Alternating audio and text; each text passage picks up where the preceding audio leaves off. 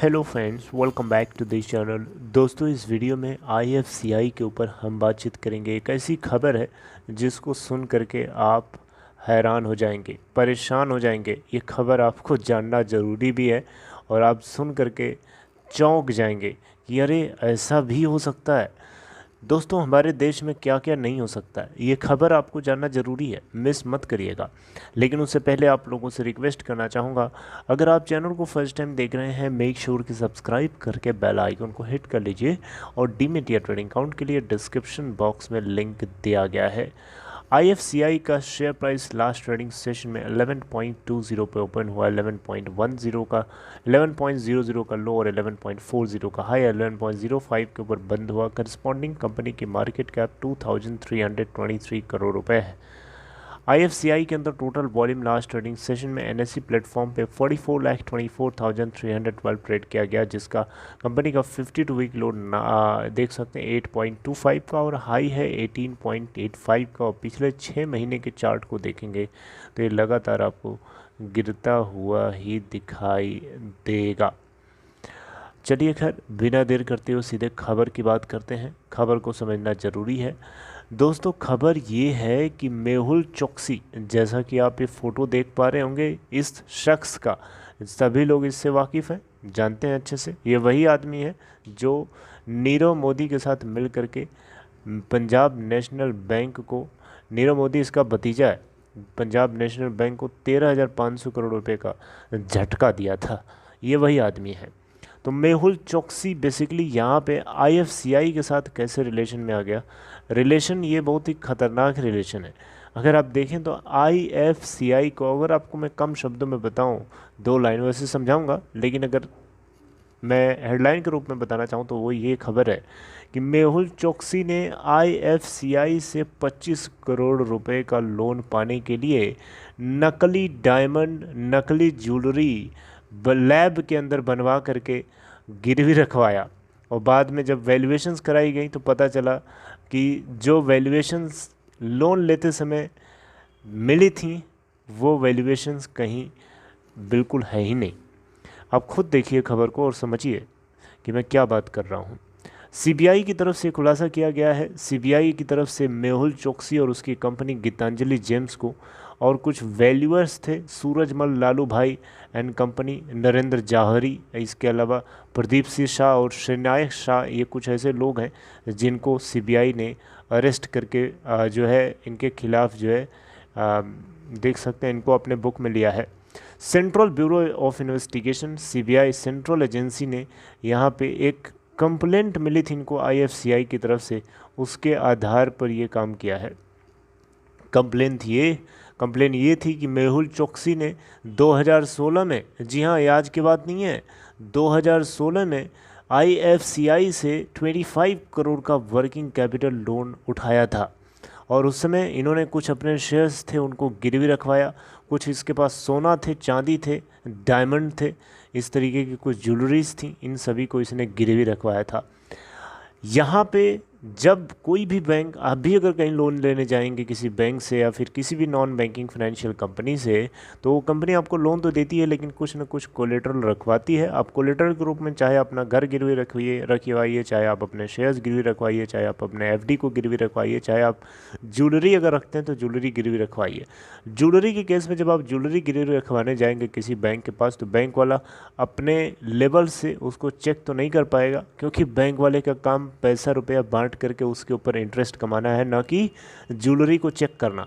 तो वो क्या करेगा, कुछ वैल्यूअर्स के पास जाएगा और वहाँ से वो उसकी वैल्यूएशन करवाएगा, चेक करवाएगा कि जो आप गिरवी रखवा रहे हैं सामान, जो ज्वेलरी आप गिरवी रखवा रहे हैं, उसकी एक्चुअल में वैल्यूएशन कितनी है।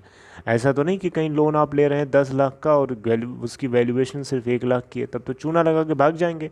और यही चूना एकदम सेम तरीके से मेहुल चोकसी ने आईएफसीआई को लगाया था।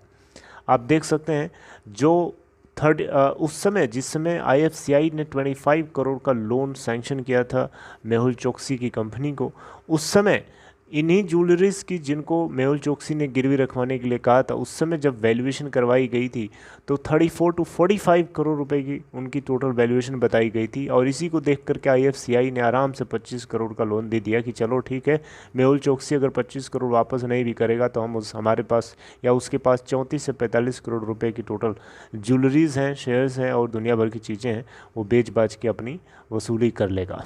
समझ रहे हैं मेरी बात को। लेकिन पैरों के नीचे की ज़मीन तो तब खिसक गई सर, जब पता चला कि इन ज्वेलरीज की वैल्यू सिर्फ 70 लाख से 2 करोड़ रुपए तक के बीच की है। 98% वैल्यूएशन जो है इन्फ्लेटेड थी। और बाद में पता चलता है कि जो वैल्यूअर्स जिनके पास आईएफसीआई गया था इन ज्वेलरीज को वैल्यूएशन करवाने के लिए, जिस समय लोन बांटना था, उस समय इन 4 वैल्यूअर्स ने मिल करके 34 से 45 करोड़ रुपए की वैल्यूएशन रखी थी। और अब एलेज किया गया है सीबीआई के अंतर्गत आईएफसीआई के द्वारा कि इन चारों वैल्यूअर्स से मेहुल चोकसी मिला हुआ था अंदर ही अंदर, और मिल करके इसने गेम खेला है, राइट। तो अब इस फ्रस्ट्रेशन में आकर के आईएफसीआई जब लोन डिफ़ॉल्ट होने लगे मेहुल चोकसी की कंपनी के द्वारा, तो आईएफसीआई ने अपना कदम उठाना शुरू किया और इन्होंने धीरे धीरे शेयर्स बेचने शुरू किए। 6,48,822 शेयर्स तो इन्होंने बेच दिए, जिसकी वैल्यूएशन 4.07 करोड़। लेकिन अभी भी इसके 20,60,054 प्लस शेयर्स अभी भी नहीं बेच पा रहा है आईएफसीआई, क्योंकि इसकी मेहुल चोकसी की क्लाइंट आईडी जो है ब्लॉक कर दी गई है एनएसडीएल के द्वारा। तो अब इन्होंने ज्वेलरीज को बेचने की सोची, जिसमें गोल्ड थे, डायमंड्स थे और कुछ ज्वेलरीज थी इनकी। और इनको जब बेचने निकले तो पता चला कि इनकी 98% वैल्यूएशन इन्फ्लेटेड है। यानी एक्चुअल वैल्यू अगर देखा जाए तो इन सारे ज्वेलरीज की मिला करके 70 लाख रुपए से लेकर 2 करोड़ रुपए के बीच की है। और इन्होंने 34 से 45 करोड़ रुपए की वैल्यूएशन बता करके 25 करोड़ का लोन भी झड़प लिया था। और आप खुद देखिए आज की डेट में सिर्फ और सिर्फ आईएफसीआई अगर बेचता भी है इन सारे ज्वेलरीज को, सारे डायमंड्स को, तो 70 लाख से 2 करोड़ रुपए तक ही इसको मिल पाएगा, बाकी पैसा गया पानी में। तो खुद देखिए पैरों के नीचे ज़मीन खिसकने वाली खबर है कि नहीं। एक बहुत ही बड़ा खुलासा हुआ है और इस खुलासे के तहत हाँ सीबीआई ने अरेस्ट यहाँ पे बुक्स कुछ चीज़ों को लेकर के यहाँ पे अपने कंट्रोल में भी लिया है और इन लोगों के खिलाफ़ एफआईआर भी करी है। तो बहरहाल अब मेरी बात को आप समझ गए होंगे, अब इससे ज़्यादा मैं बात नहीं करूँगा। मेन पॉइंट आपको समझाना था वो यही है जो आपने समझ लिया। पंजाब नेशनल बैंक के साथ जो खेल खेला है वो आपको पता ही है, उसके ऊपर हम चर्चा नहीं करेंगे किसी भी तरीके से, राइट। तो ये बात आपको हल्के में नहीं लेना चाहिए। आईएफसीआई को कहीं ना कहीं इसी तरीके से बैंकिंग सिस्टम को, हमारे नॉन बैंकिंग फाइनेंशियल कंपनी हो चाहे कोई भी बैंकिंग सिस्टम हो, इन सारे बैंकिंग सिस्टम्स को लोग इसी तरीके से बर्बाद कर रहे हैं, तबाह कर रहे हैं। क्योंकि अगर किसी देश का फाइनेंशियल सिस्टम जो एक बैंकिंग सेक्टर होता है वो उसकी बैकबोन होती है, और किसी देश की बैकबोन टूट जाए, अगर किसी इंसान की बैकबोन टूट जाए तो इंसान का जिंदा रहना मुझे लगता है कि एक बहुत ही बड़ा बोझ होता है किसी दूसरे के लिए। तो उसी तरीके से किसी देश के अंदर जो फाइनेंशियल सिस्टम है जो वर्क कर रहा है वो एक बैकबोन की तरह है, क्योंकि सारी चीज़ें उसी फाइनेंशियल सिस्टम के सुपरविजन में रन हो रही होती हैं, उसी के थ्रू रन हो रही होती हैं। और वही अगर सड़ जाए, उसी में अगर कीड़े लग जाएं, उसी में अगर कोई बीमारी लग जाए तो डेफिनेटली उस देश के लिए एग्जिस्टेंस के ऊपर बहुत ही बड़ा सवालिया निशान खड़ा हो जाता है। और हमारे बैंकिंग सिस्टम के साथ सेम चीज़ हो चुकी है, चाहे सरकारी बैंक हो चाहे कोई नॉन बैंकिंग फाइनेंशियल कंपनी हो। फॉर एग्जांपल मैंने आईएफसीआई का ही एग्जांपल ले लिया। इसके अलावा बहुत सारे प्राइवेट बैंक्स आपको एग्जांपल नहीं है, बहुत सारे फियास्को हमें पिछले कुछ सालों में देखने को मिले। और ये सरकारी सिस्टम से ही लोग जुड़ करके चीज़ों को बर्बाद करते हैं। कहीं ना कहीं मेहुल चोकसी इस सिस्टम के साथ, गवर्नेंस के साथ कहीं ना कहीं नीरव मोदी इन सभी के सभी जो है गवर्नमेंट से इनडायरेक्टली या डायरेक्टली कहीं ना कहीं से कोलूडेड जरूर लगते हैं। बाकी इसके ऊपर सीबीआई अगर जो है अपनी जांच करे और उसके बाद ही ज़्यादा चीज़ें क्लियर होंगी। बहरहाल ये एक जांच का नतीजा ही है जो आपसे मैंने डिस्कस किया। अपना ख्याल रखिए, बस इतनी इन्फॉर्मेशन अगर आपको अच्छी लगी हो, अप्रिसिएशन के लिए लाइक ज़रूर करिए और टेक केयर।